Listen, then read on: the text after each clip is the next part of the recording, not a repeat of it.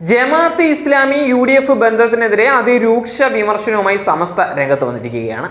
ജമാഅത്തെ ഇസ്ലാമിക്ക് മതരാഷ്ട്രവാദം ഇല്ല എന്നുള്ള വാദം തെറ്റാണ് എന്ന് സമസ്ത സംസ്ഥാന സെക്രട്ടറി മുസ്തഫ മുണ്ടുപാറ പറഞ്ഞിരിക്കുകയാണ്. ജമാഅത്തെ ഇസ്ലാമിയെ ആർക്കും വെളുപ്പിച്ചെടുക്കാൻ സാധിക്കില്ല എന്നും മുസ്തഫ പറയുന്നുണ്ട്.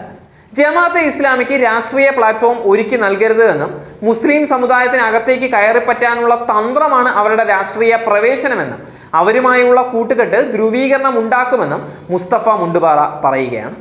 ജമാഅത്തെ ഇസ്ലാമി സ്ഥാപിതമായ കാലം മുതൽ തന്നെ അതിനെ ശക്തമായി സമസ്ത എതിർത്തിട്ടുണ്ട് എന്നും പിഴച്ച പ്രസ്ഥാനമായിട്ടാണ് കാണാറുള്ളത് എന്നും സമസ്ത സംസ്ഥാന സെക്രട്ടറി പറയുകയാണ്. അവരുമായി ഒരു സന്ധിയും ഉണ്ടാവില്ല എന്നും അതിനാലാണ് ശക്തമായ സമസ്ത അവരെ എതിർക്കുന്നതെന്നും മുസ്തഫ പറയുന്നുണ്ട്.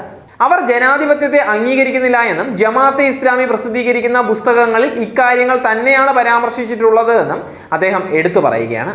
മതേതരത്വത്തെ അംഗീകരിക്കാത്ത ഇവർ സർക്കാർ ജോലിക്ക് പോവരുത് എന്നും തെരഞ്ഞെടുപ്പിൽ മത്സരിക്കരുത് എന്നും പറഞ്ഞിട്ടുള്ളവരാണ് എന്നും അദ്ദേഹം പറയുകയാണ്. ഇങ്ങനെയുള്ള ജമാഅത്തെ ഇസ്ലാമിയെ ആര് വെള്ളപൂശിയാലും അത് ഉൾക്കൊള്ളാൻ സുന്നികളെ സംബന്ധിച്ചിടത്തോളം സാധ്യമല്ല എന്നും അവർക്ക് പൊളിറ്റിക്കൽ പ്ലാറ്റ്ഫോമിലേക്ക് വരാൻ അവസരം ഉണ്ടാക്കി കൊടുക്കുന്നത് പരമ അബദ്ധമാണ് എന്നും അതിന് വലിയ വില നൽകേണ്ടി വരുമെന്നും ഇതിനെ സമസ്ത ശക്തമായി ചേർത്ത് നിന്നിട്ടുണ്ട് എന്നും മുസ്തഫ മുണ്ടുപാറ പറയുകയാണ്. നിലമ്പൂരിൽ UDF ജയിച്ചതിന് പിന്നാലെ ജമാഅത്തെ ഇസ്ലാമിയുടെ പിന്തുണ നേടിയതിനെതിരെ രൂക്ഷമായി വിമർശിച്ച് ടൂറിസം മന്ത്രി PA മുഹമ്മദ് റിയാസ് രംഗത്ത് വന്നിട്ടുണ്ടായിരുന്നു.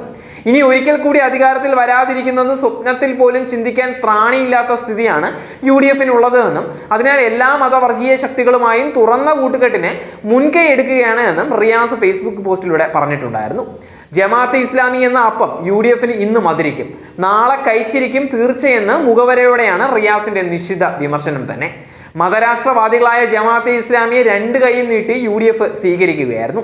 വോട്ടെണ്ണലിന്റെ തലേ ദിവസം BJP സ്ഥാനാർത്ഥി പ്രസ്താവിച്ചത് ഇടതുപക്ഷം ജയിക്കാതിരിക്കാൻ BJP വോട്ടുകൾ UDFന് നൽകി എന്നുള്ളത് തന്നെയാണ്. 2016 ലഭിച്ചതിനേക്കാൾ 4000-ഓളം വോട്ടുകൾ BJPക്ക് കുറഞ്ഞു എന്നുള്ളതും ഇതോടൊപ്പം കൂട്ടി വായിക്കേണ്ടതാണ് എന്ന് റിയാസ് പ്രതികരിച്ചിരിക്കുകയാണ്.